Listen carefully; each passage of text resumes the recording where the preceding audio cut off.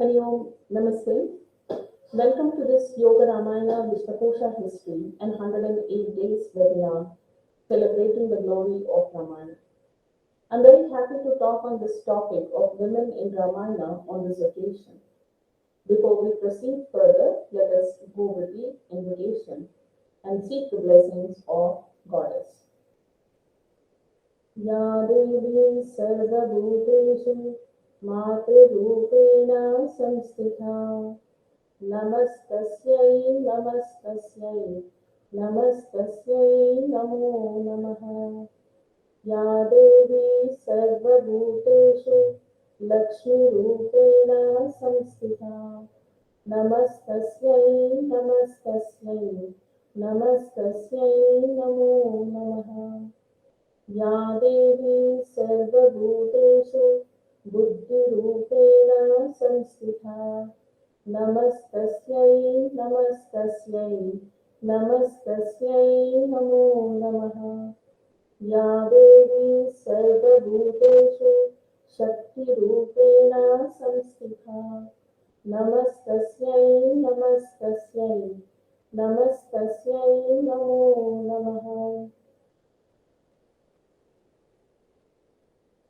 So, the topic is women in Ramayana.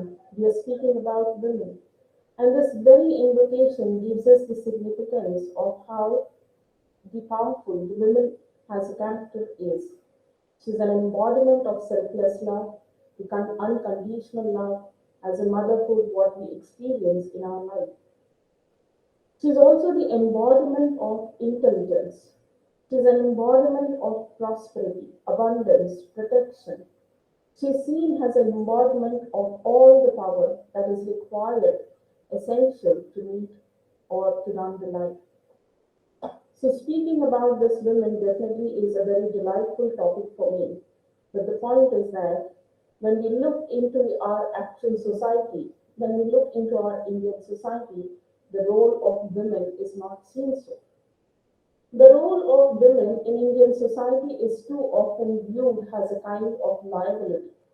They are seen as people who are to be maintained, who have to be taken care at all phases of their life.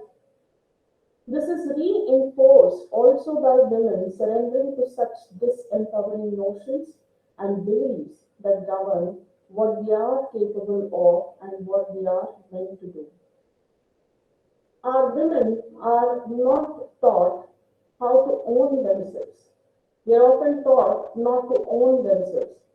And they grow as mandated by the generations of the patriarchs.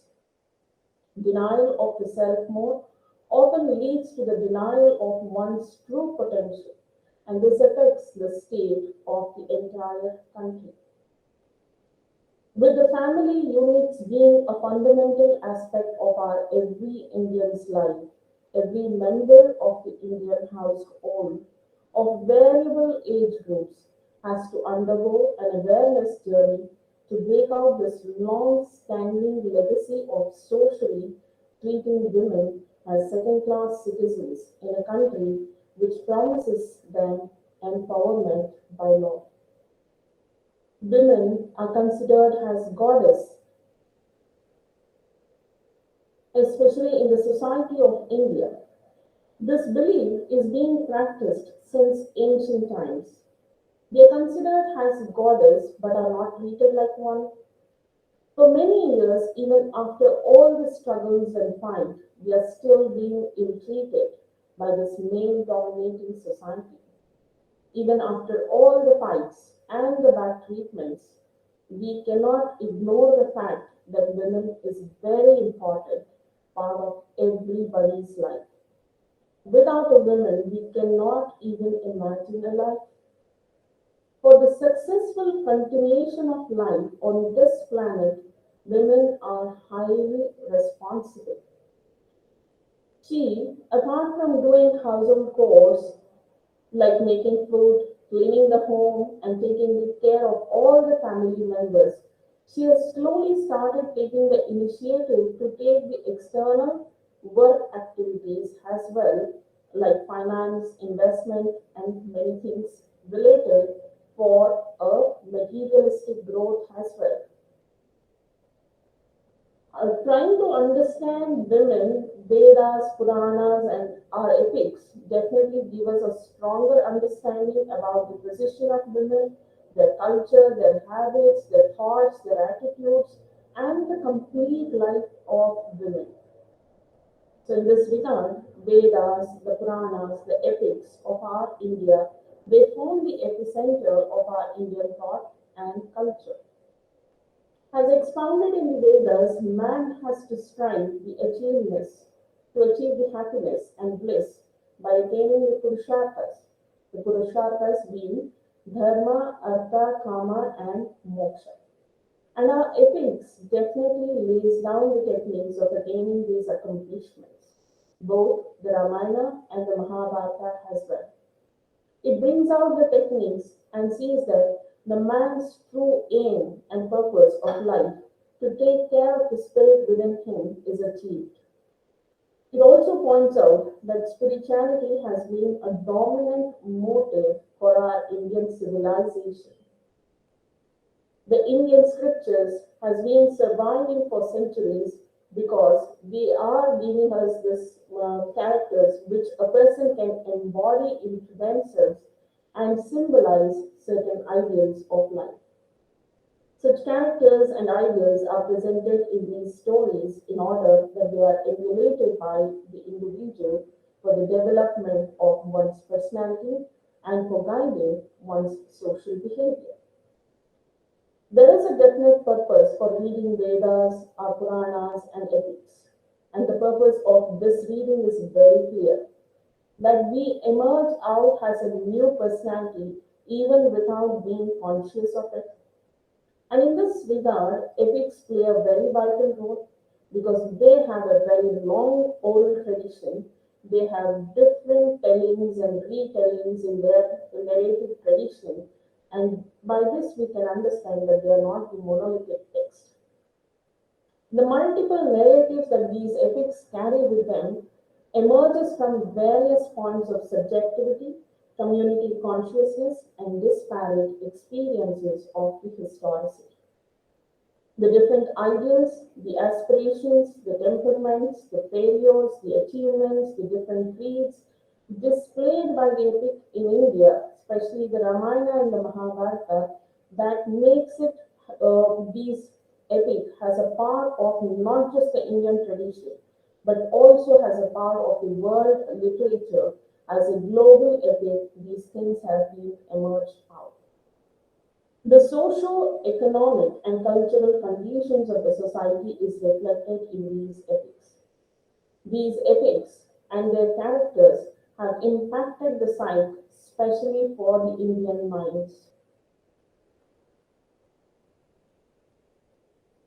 The story of Ramayana, which is one of the two great epics of India, it's very familiar to most of the Indians. And for my people, for the people of my generation, when we listen to Ramayana or Mahabharata, it was more like a storytelling got from our grandmothers to the grandchildren.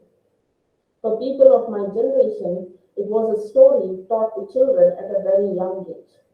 We saw it as a romantic love story. We saw that good used to be won over the evil, and the central character, Rama, was portrayed as a role model.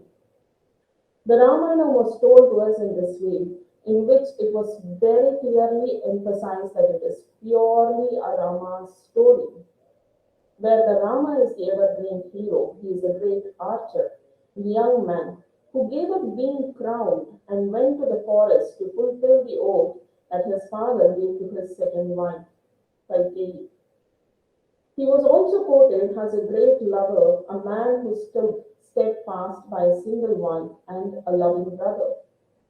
In short, he was the most ideal man, a man whom every boy aimed to imitate and every girl hoped to meet when she grew up. There are different retellings of Ramayana which are influenced by specific context, literary conventions, specific configurations of social relations, belief of individual religious communities, and regional cultures influence these different tellings of Ramayana. In the opinion of Parthasarathi, if we have to say, we just don't read Ramayana for the sake of drama. We don't read Ramayana for praising Rama. We don't read Ramayana just to portray as Rama as Sri Rama or the Lord Rama. We read Ramayana along with Rama as the central theme and all the associated characters along with it, which helps us tuning our mind to become perfect, to find the connection between ourselves and the divine, to become one with that divine source. So, for all these beautiful reasons, we read Ramayana. And as a life learning lessons, also, we read Ramayana. The epic Ramayana has had a very potent influence on the society as it contains a perennial philosophy from the sociological point of view. And this epic suggests a necessary movement from the ordinary towards an ideal at personal, familial, and at social levels.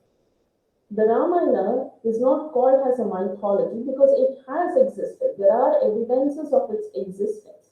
It is seen as an historical scripture. Hence, it is called as Itihasa Grantha. Why it is called as an Itihasa Grantha? Because it is an excellent mix of history, poetry, the legends, the parables, and the sublime thoughts. R.K. Narayan, in his introduction to this abridged version, he says this epic can be treated very differently from different readers who are coming from different age groups, different genders, different educational backgrounds. It can be seen as a scripture, a literary piece, an impressive character, a story for the children. The Ramayana is one of the first works in the history of Sanskrit literature to have introduced such a wide, all-encompassing vision into life from through the family and the societal ideals. Irrespective of the angle from which the work is studied, it still presents a completeness of human thought, the emotion, and the existence, thus widening its effect on the populace of India as well as the entire world. This Indian epic reflects the story of the rise and the fall in the status of women, especially in the Hindu society. So, as our topic, you're already clear that we are going to talk about the women of Ramayana. So, in that sense, Ramayana is also referred as Stri Prasanga, as it deals with the story of the women despite the fact that the hero of the epic is Sri Rama, the god in the human form. The Ramayana, therefore, symbolizes a cultural, a historical, as well as a socio anthropological material which deals with the normative and prescriptive behavior. In our life, we cannot deny the fact that women play a very important role. It could be for a good cause, it could be for a cause that is very traumatic. She definitely has a role over there to play. She is the one who's seen as the one who initiates an action. She is also the reason behind all the turns and twists in our life. It could be anybody. It could be in the form of a mother, it could be form of a wife, it could be form of a sister, it could be form of a daughter. But as a woman, she definitely has a role play in the prime turns and twists of our life. And this can also be seen as well as this holds as well as very good even in our Indian epics when we study.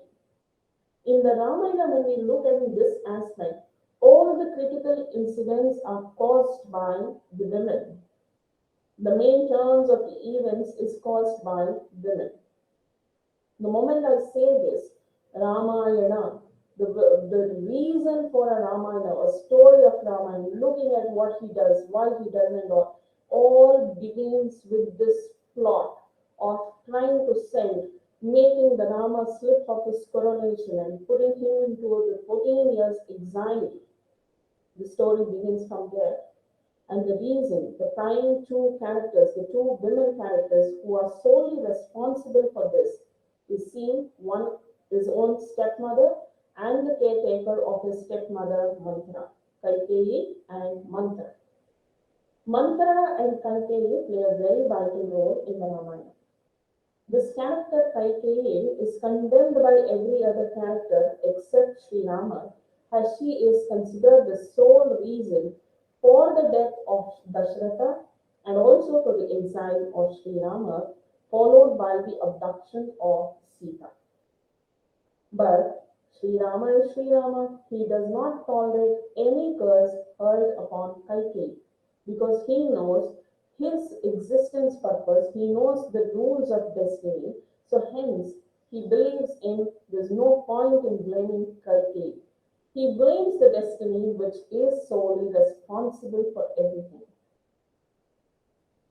When we talk about this another character, Mantra, who is also part of this whole thing, she was the mind, she was the one who corrected the mind of Kalki. Till then, this lady Kaikeyi was considering Rama not as her stepson, but as her own son. There was no kind of self-centered love. There was purely an unconditional love towards Rama from her side. But this was all disturbed by the mantras counseling to Kalki. So this created a negative influence on Kalki, which was definitely all of a sudden and overnight. It was not a completely plotted kind of thing, but it all happened and overnight. This also shows, this incident also gives us an understanding how weak-minded that a human being can be. In both the instances, if you look, who is the reason? The cause is definitely because of the women. And when we look into our ancient times and look at the kind of education both the genders got, the male as well as the female, we can get to know that women in those times definitely did not have that kind of proper formal education. But they also had been given a chance to be educated in a non-formal way, but that was in the field of rituals, scriptures, arts, and the other duties. Women were motivated to all the time to pray for the welfare of the husband and children and keep their personal interest not in the priority list. Women were respected and given importance to participate in the rituals.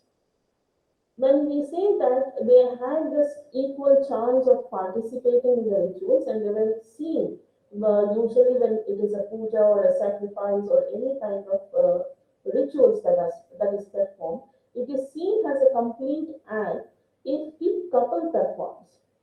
If the husband is performing, it should be well supported by the spouse of his to see that the completion of the act can be received. In that sense, Kausalya, who is the wife of King Dasharatha and the biological mother of Lord Sri Rama, she was given the utmost importance during the Putrakameshti yajna. For these reasons, she was respected. There are other characters which brings the uniqueness of each women character, which we will be slowly exploring as each session passes. In this regard, Sita was also respected as a very ideal woman, a very ideal wife, because though she belonged to the royals, she still followed all those difficult austerities like observing the fast, taking care of husband, taking care of family, all the duties, all the rituals that was necessary to keep the welfare of the husband and family. She was definitely very beautifully performed.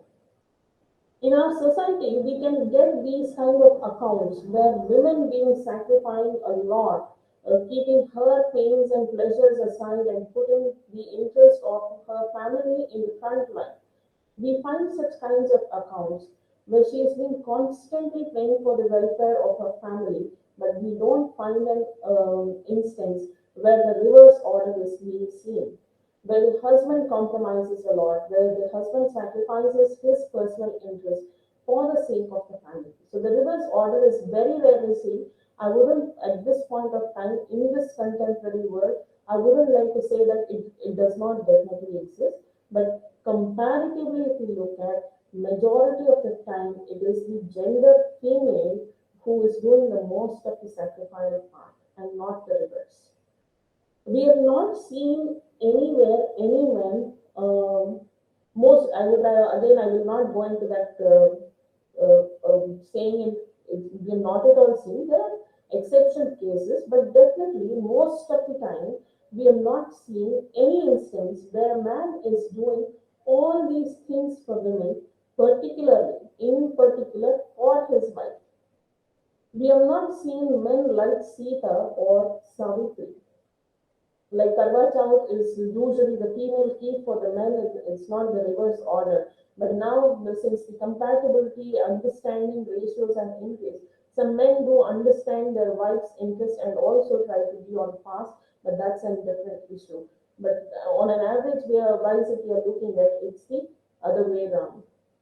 These contrasts in husband and wife for sure makes a feminist believe that in actuality even the rituals give no importance to women, but to pacify women, they were allowed to take part in the rituals. Most of the historians also feel that even though religion gave importance to women, it was not considered as an indicative for the real status of the women. Their individual characteristics apart, the attitude of men towards women reflects the kind of status accorded to women in household and society. But in Ramayana, there's an exception. Though royals had the liberty of this polygamy system, Rama was not like that. Sri Rama was considered Sita in the highest regard. He loved Sita from his core. He respected Sita for what she was. Hence, even in her absence, he did not even imagine of any other woman in his life. He was like Ekapatni Pratastha. But he had one weak point, that was, he was not just the husband, he was also the king. That brought him many obligations, being more victimized to the public opinion. More than his family concerns, at some point unconsciously, the interest of his subjects, the interest of public opinion started overpowering his mind. So his role as a king prevented him from placing his personal joy, his family, his personal life on the priority list. Though he firmly trusted Sita for her loyalty, in the heart of hearts, he had to put her to test to prove her loyalty towards him. Rama's duty as a king takes precedence over his duty as husband. He could not ignore the public opinion. He was not beyond the social norms, the criticism, and the social taboo of their time, which robbed Sita of her domestic felicity.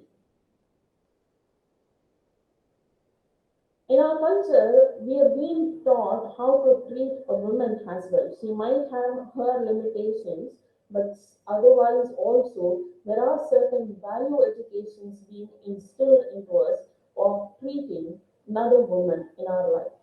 And Hanuman is one of the biggest example in that. He shows he is the representation of how a woman should be treated.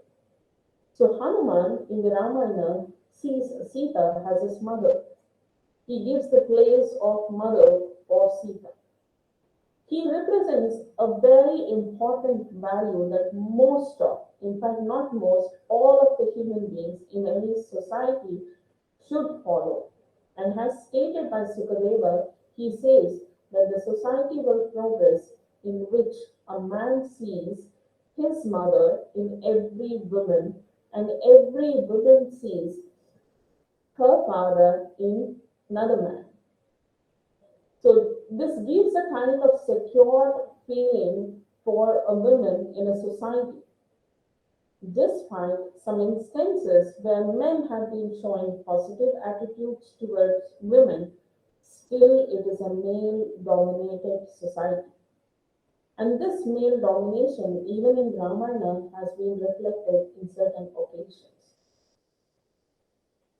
The greatest law of the patriarchal system is an audience which keeps its men free to do what they like, but enjoins upon women to act according to the dictates of their men.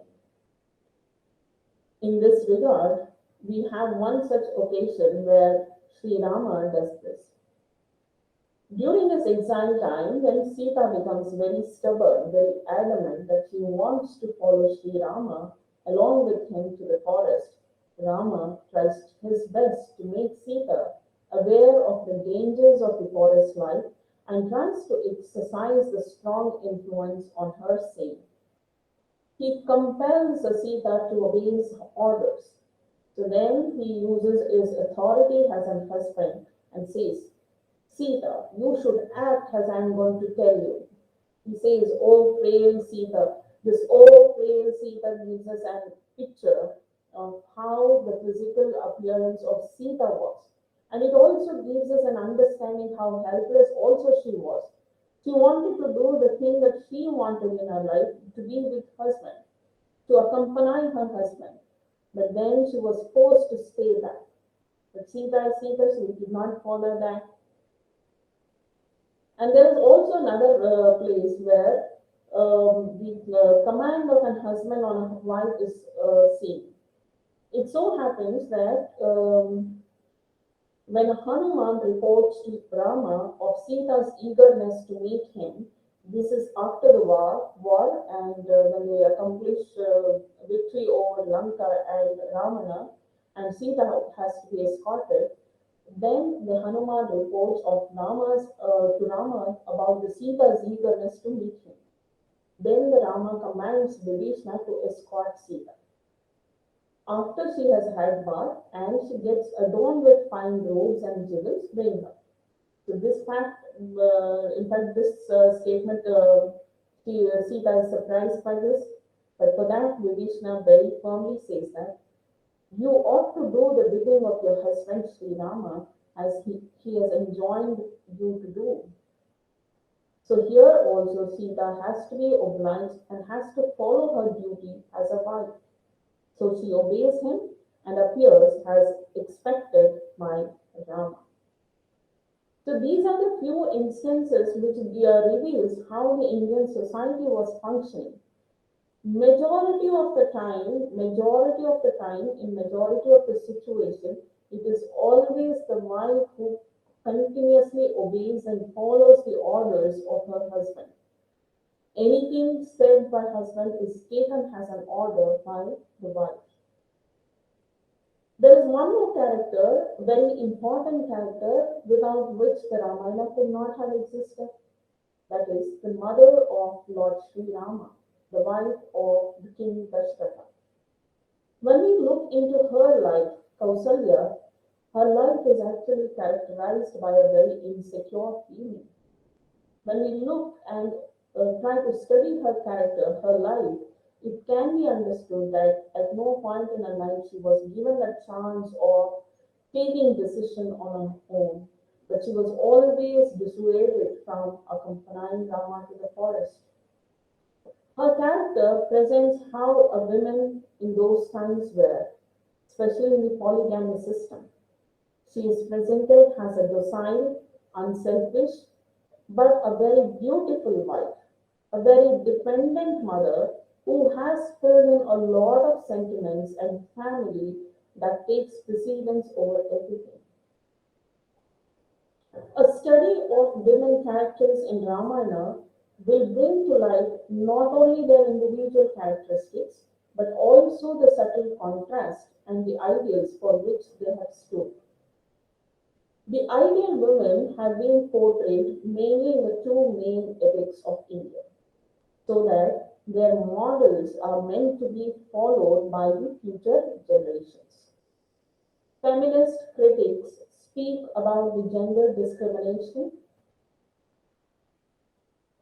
that prevailed in the ancient societies, and these feminism also draws a very clear-cut distinction between these terms, the sex and the gender. So, describing sex, it is to be clearly understood that this term stands for a biological thing, and gender actually refers to the social and cultural construction. In our patriarchal society, there are restricted roles for women. By how are they restricting it? By giving some or attributing certain negative traits to them. Male superiority defined roles.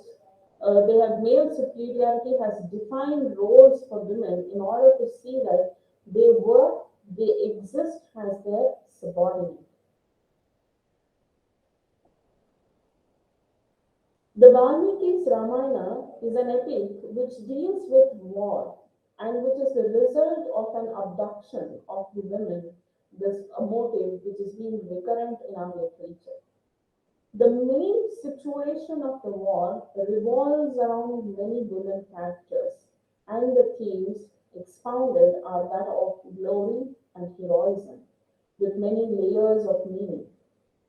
Narration of the episode of war brings in it vague human values that needs to be emulated by the mankind. The respect given to women and their position reflect the quality of the society. If we are speaking in the words of Emma Jarvi, the freedom and the status enjoyed by women in a society is a measure of its cultural advance. Women characters are analyzed in relation to their role at home and status in society and the attitude of men towards the women, their education, their rights, the value system in their age, all of which offer a good scope for both independent scrutiny and a study in comparison. When we look for role models all around, the truth is that some of the greatest women that we know of come from Indian mythology, Ramayana. Ramayana is filled with women who had the fortitude and determination to stand up against all the odd ones and also to set a great example for the generations to come. The epic is full of women who were mentally way stronger than the glorified heroes that make them great. These women who played their role with utmost devotion are worshipped even today. Among such many women, the major female characters are the Ramayana, who are seen as the women of substance. They are Sita, Kaikeyi, Kausalya, Sumitra, Ahalya, Urmila, Anusuya, Shabari, Mandodari, Sujata, Shurpanaka, Nandini, Manthara, and so on. These women characters are studied from different viewpoints. It could be their individual nature, it could be their relationships, it could be their position at home, and also in the society. Their attitude of men, the attitude of men towards the women, their education, their freedom, their rights, their norms which they were supposed to follow. So, in these many ways, these women characters can be studied. But the position of the women can also be studied from three more important aspects of their life, that is, maidenhood, wifehood, and the motherhood. These three main aspects, the maidenhood, wifehood, and motherhood, gives us an understanding about their life, the way it was, and the character they had instilled into them. Although Ramayana and Mahabharata certainly mark two different epochs of our Indian history, thoughts and actions of female characters of two great epics turn out to be the lighthouse erected in the great sea of time. The contemporary women can always get a direction from them in their expedition to a shore of women's empowerment.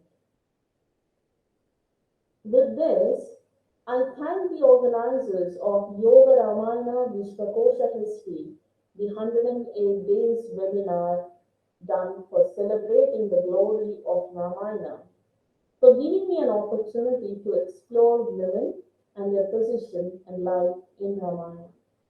In our next session, let us explore the most important and the most principal character of Ramayana, that is Mata Sita. We will talk more on it. So till then, I would like to thank you all. Dhanyavadaha. Hariom.